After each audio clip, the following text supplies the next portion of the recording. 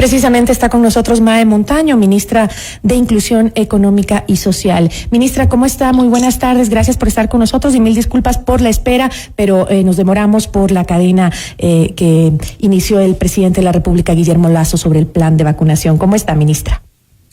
Estimada Gigi, permítame seguirla tratando con el mismo cariño de siempre. Un gusto poder conversar con usted y entiendo, sí, estábamos en la cadena, todos aquí atentos también. Es la noticia más importante de estos días. Por fin tenemos un plan de vacunación para salvar la vida de los ecuatorianos, así que estamos complacidos con esa noticia. Y complacidos con el llamado también del presidente a la empresa privada, ¿no? Que se tiene que unir a esta lucha para que los ecuatorianos puedan ser vacunados en su gran mayoría y pronto, porque eso es lo que se necesita para la reactivación. Y retomando pues el tema que de la entrevista en sí, Mae, usted ha dicho en varias entrevistas ya anteriores que aún no se define el monto ni la fecha de entrega de este bono que se estima llegará alrededor de 400,000 familias que serán las beneficiadas. ¿Ya se sabe, se tiene un dato de cuánto va a ser y cuándo se les va a entregar? Estamos precisamente analizando los temas técnicos. El presidente nos dio el objetivo y el propósito de concentrar por ahora todos los esfuerzos en el plan de vacunación. Esa es prioridad 1 y ahí estamos todos los ministerios. Sin embargo, nuestros equipos técnicos siguen trabajando y todos los recursos están ahora orientados a salvar vidas y a trabajar juntos para lograr este gran objetivo del plan 900. Estamos trabajando todavía y ya llegará entonces el momento preciso para anunciar a los ecuatorianos que está el financiamiento, que está definido el monto, pero estamos avanzando a pasos agigantados, así que solamente les pedimos un poquito de paciencia, porque cuando el presidente anuncie la salida del bono Prospera es porque ya arrancamos a poder cubrir a estas 400,000 familias, que sería la primera etapa y de pronto sería tal vez suficiente con estos 400,000 familias que reciban el bono Prospera. Así que estamos en eso y aguantando todos estos anuncios para la segunda fase de la propuesta de gobierno, de una de las propuestas claves del plan de gobierno del presidente Guillermo Lasso. Pero si es que todos los esfuerzos, como usted dice, están encaminados justamente a trabajar en lo que ahora nos compete a todos, que es la salud de los ecuatorianos, ¿por qué anunciar un nuevo bono antes de tener el monto y la fecha y el financiamiento? Bueno, en realidad no es que lo hemos anunciado como saliendo sino que lo definimos como los ejes de acción del Ministerio de Inclusión Económica y Social y como parte del plan de gobierno. Así anunciamos todos los ministerios en qué vamos a establecer nuestras prioridades, pero la urgencia radica en concentrarnos en esto. Eso no quiere decir que no tengamos definido, que no estemos trabajando, pero usted entenderá, mi querida Gigi, que inclusive los recursos están ahora orientados a esto primero. Luego, de salvar vidas, de juntos lograr este gran objetivo, todo lo demás va a ser como más fácil. Vamos a salir en un segundo tiempo con las definiciones y le estamos diciendo a todos de esa manera, ¿no? Con toda la sinceridad, que el bono Prospera está construyéndose en la parte técnico-financiera y en la parte de las estrategias para llegar precisamente de manera más focalizada a los que más necesitan. ¿Por qué razón?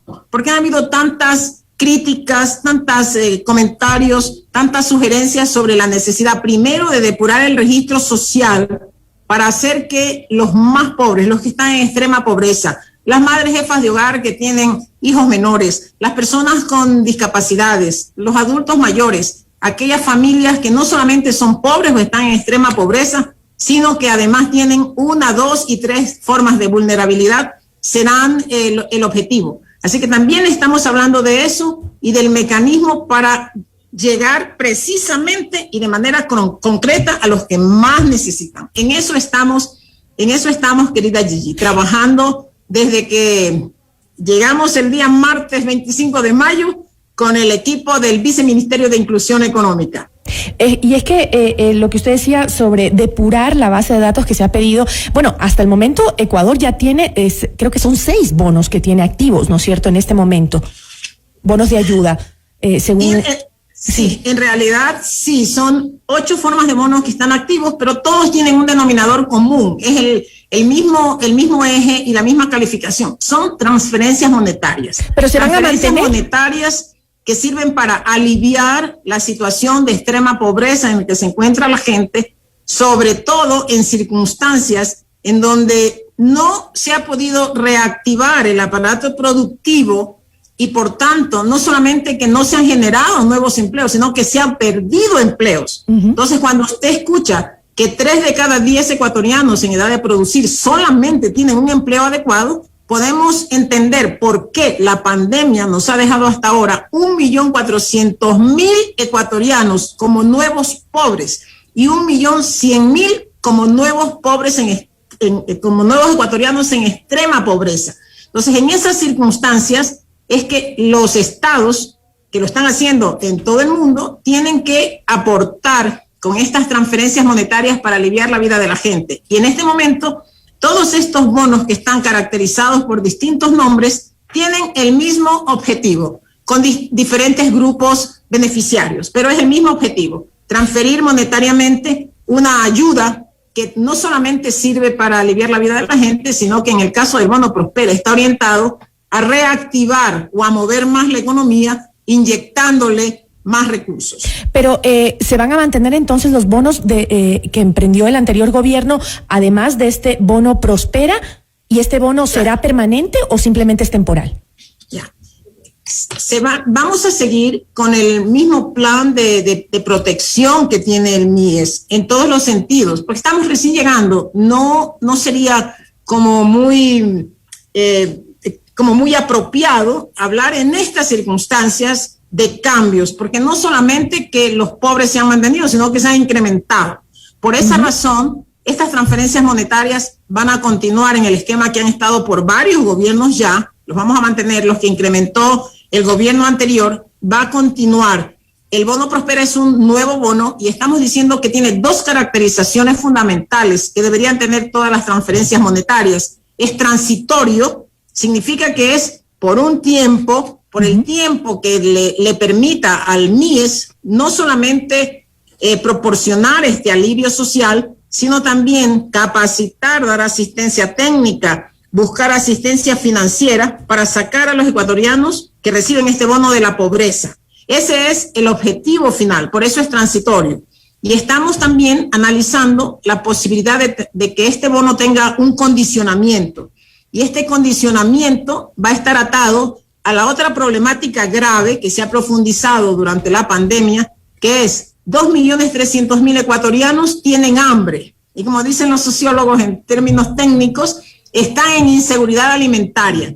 No están comiendo bien, no están nutriéndose porque no hay alimentos o porque los alimentos a los que tienen acceso no son los apropiados para una nutrición sana.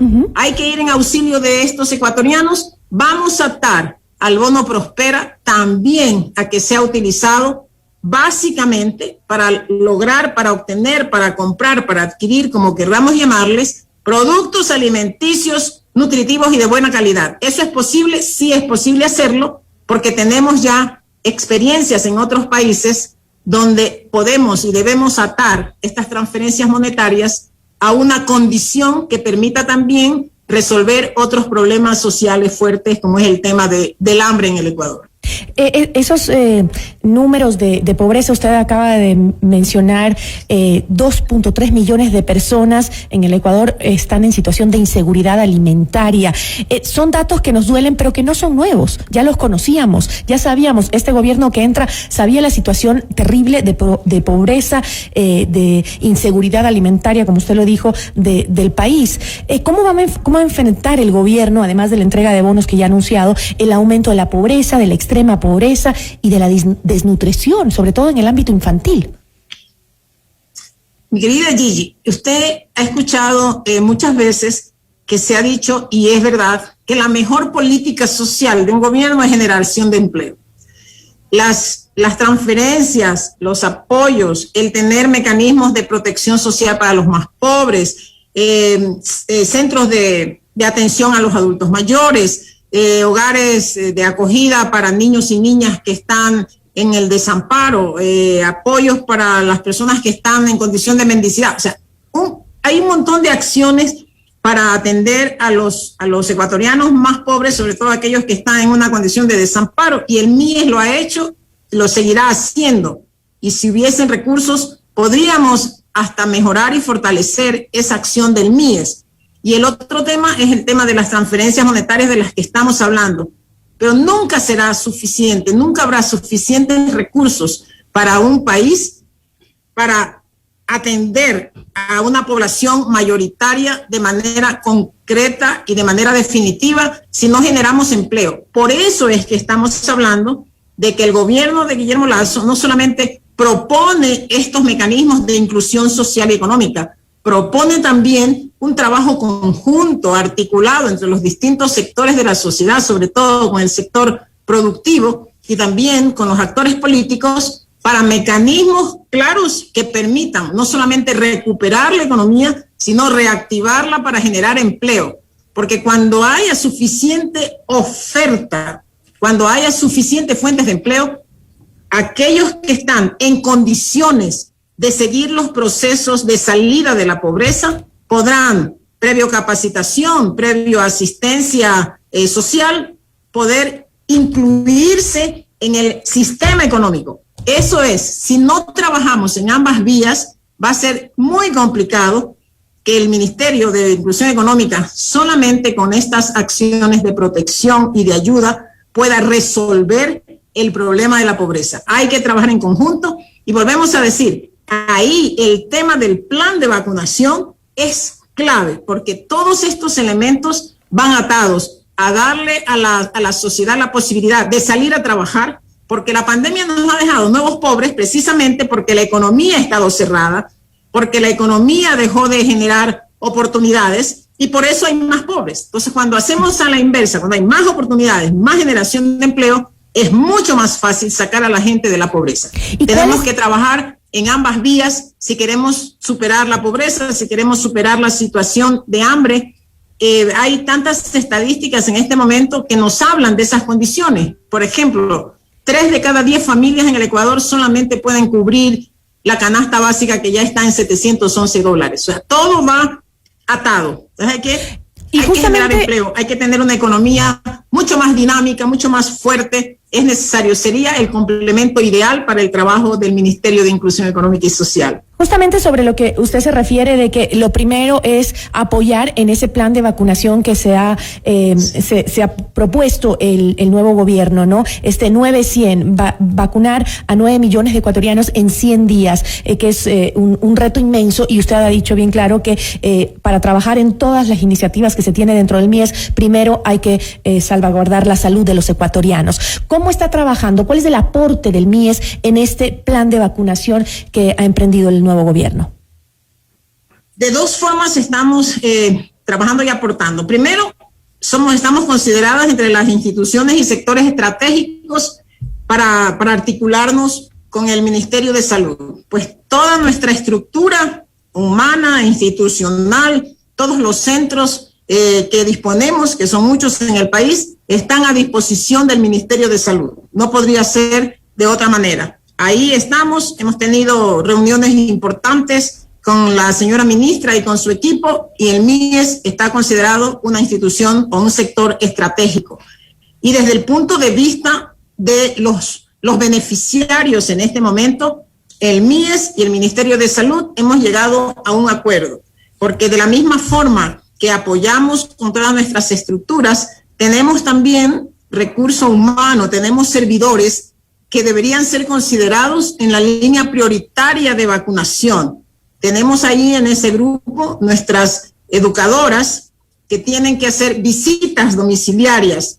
Tenemos ahí a los tutores, cuidadores, personas que están bajo el cuidado de grupos realmente vulnerables que están en nuestros centros, que son adultos mayores, que están internos. Yo digo, ellos están es una población cautiva. Ellos no salen de los centros para movilizarse, o sea, ellos están en aislamiento, se podría decir, en este periodo. Niños y niñas que también están bajo la protección del ministerio, personas con discapacidades.